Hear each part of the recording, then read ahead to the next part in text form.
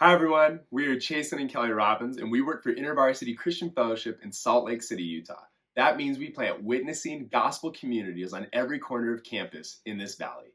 This includes the Pac-12, University of Utah, a private liberal arts school called Westminster College, and finally the multi-site Salt Lake Community College. And this is of great need in our valley. The University of Utah alone is 36% LDS, 14% agnostic, and 14% atheist, with less than 3% of the student population being Christian. And we know it would be less at Westminster and Salt Lake Community College. Yeah, so we moved to Salt Lake City in the fall of 2019 to replant the chapter, originally here at the U, and then we began working with the staff at Westminster College and planted a small group at Salt Lake Community College. But when we arrived in the fall of 2019, there were 2 student leaders at the University of Utah that helped us to lead 5 on-campus small groups in the dorms here on this campus. And in total, we got about a core of 20 students involved regularly in our ministry, which was awesome. This was a great first year, and we actually saw 9 students make first-time decisions to follow Jesus. It was awesome. Which was incredibly exciting, but we really had no idea just what God had in store. This is now our 4th fall here in Salt Lake City, and we have 150 students regularly attending Bible studies at the University of Utah alone, with another 15 to 30 at Westminster and Salt Lake Community College. Combined, between those 2 schools. And with that, we have 50 student leaders, half of which are small group Bible study leaders that lead students through the passage each week.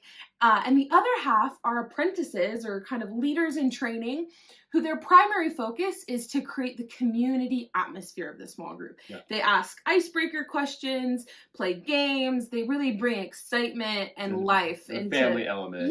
Into each small group. And from those small groups and from our worship nights on Thursdays, we've seen 30 students make a first-time decision to follow Jesus this fall. Just this fall. This fall. 21 of those being in our small groups from student-led calls to faith. This has been more than we ever could have imagined here in Salt Lake City. This has been an amazing semester, and we really think we're on the brink of revival with these college campuses in Salt Lake City. What we want to share some amazing stories too, and they all revolve around the concept of prayer. Our first story is about Sarah. Sarah came to college timid and scared due to the COVID-19 pandemic. We didn't know if she was going to join a small group or a large group because she was so scared of getting sick. And to be honest, we didn't know if she was going to make it past her freshman year. But this year, Sarah made a critical decision to attend all of our daily prayer meetings, where she prayed for boldness for herself, and she also prayed for students to receive the love of Jesus for the first time who hadn't received it before. And over the next couple of weeks, we prayed these impossible prayers that she could become bold and that students could receive the love of Jesus. And at our fall conference, we saw 3 students we thought were so hard-hearted, so far away from God, receive the love of Jesus for the first time. Sarah ran out of the conference, tears in her eyes, realizing that God had answered our prayers. But the next week, we felt a call to open air preach in the library plaza. And Sarah herself preached the gospel and shared her testimony 6 times. But not only that, a couple weeks later, Sarah led an evangelistic charge in the cafeteria with 7 to 10 other students, showing them how to spread the gospel. Somebody who was timid and scared is now bold and evangelistic. Sarah is an amazing sophomore leader, and now she's leading worship and so many other aspects of our chapter. Yeah, what started with a prayer for herself and her own transformation turned into this deep longing for others to experience that transformation as well. And now Sarah is, like Jason said, a strong leader and making an incredible impact here on campus. Our second story also involves prayer, but it's about a freshman named Drew. Drew is originally from Bethlehem, Palestine. He grew up religious, but he would say he hated God, he hated spirituality, hated religion, and actively told people not to follow Jesus. He came to Salt Lake. He lived in a sketchy motel for 1 week and spent 3 weeks at Salt Lake Community College after he had got an apartment. He had made no friends. He had no community, and he's an extroverted and extravagant guy, so this was amazing to him. So finally, he broke down and said, God, I need friends. I need community. Can you provide these for me? Well, the next day, I was tabling at Salt Lake Community College with my leaders, Barry and David, and Drew found us. He joined a small group. He started reading the Bible, and a couple weeks later, he had accepted Jesus' love for the first time in his life, and now he's evangelizing. Now he's sharing the good news, all because he prayed a bold, desperate prayer. Now he has friends and a community. He's one of our pivotal freshmen. Yeah, definitely. Yeah, it's been incredible to watch God move in the lives of freshmen and of sophomores through prayer. But we've also seen God doing something mighty in our seniors and our older leaders being revived by Jesus this year. And one story that comes to mind is of Thomas. Thomas is a senior. We met him our first fall here on campus. He moved to Utah to work as an adaptive athlete with the National Ability Center in Park City. He's missing his right leg. Yeah, and he's a snowboarder. And so he was working with the National Ability Center in hopes of qualifying for the Paralympics that happened last spring. And so Thomas's really whole college career was built around qualifying for the Paralympics. And that really came to a head last year during his junior year when it was time to compete all over the world in hopes of qualifying. So Thomas probably missed like 2 months of school in total, going all over the world to these competitions. He was removed from community, removed from his spiritual rhythms, and we really saw this take a toll on Thomas. He began to just kind of drift slowly, and we didn't really know what to say because this was his dream. His dream was to do this, to compete in snowboarding. And right around March, when the official team came out, Thomas missed the team by 1 spot. He was 1 guy away from being in the Paralympics, and this crushed him.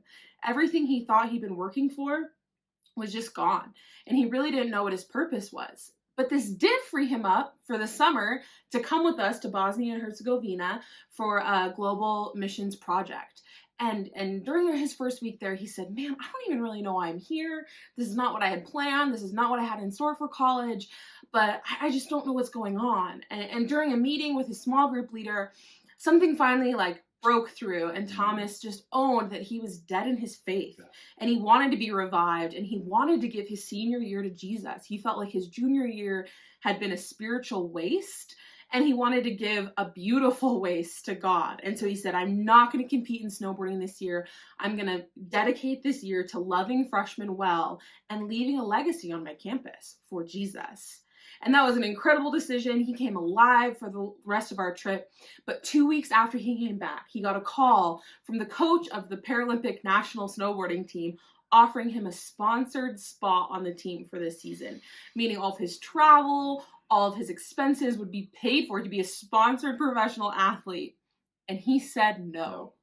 He said, I need to give this last year of college to Jesus. And that might seem like a waste, but similar to the woman with the oil anointing Jesus' feet, it was a beautiful waste for Jesus.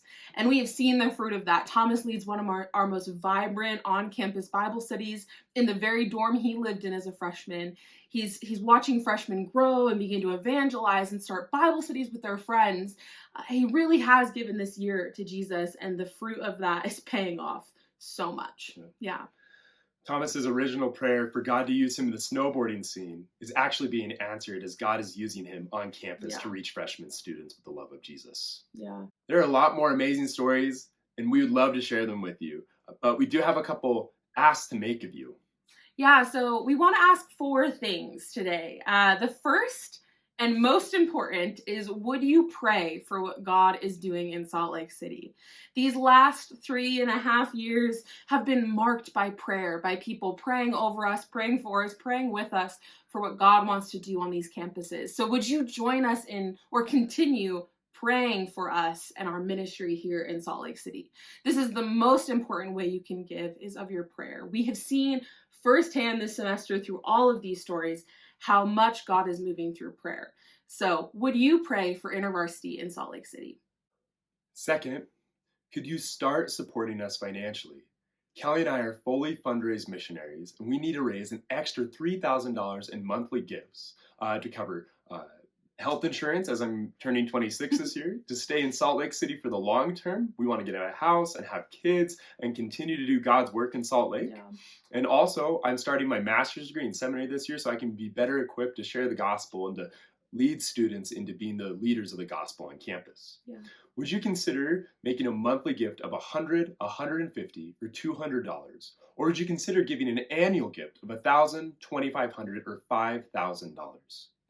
If you're already financially supporting us, would you consider increasing your support by $25, $50, or $100 monthly?